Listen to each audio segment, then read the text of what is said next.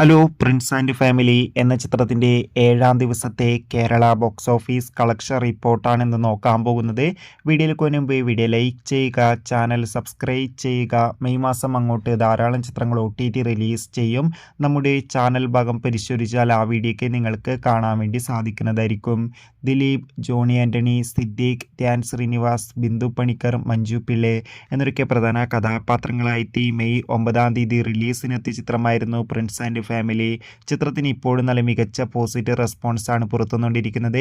അതുകൊണ്ട് തന്നെ എല്ലാ സിനിമാ പ്രേമികളും ഒരേപോലെ ചിത്രത്തിൻ്റെ ഓരോ ദിവസത്തെ ഓരോ കളക്ഷൻ റിപ്പോർട്ടും അറിയാൻ വേണ്ടി കാത്തിരിക്കുന്നത്.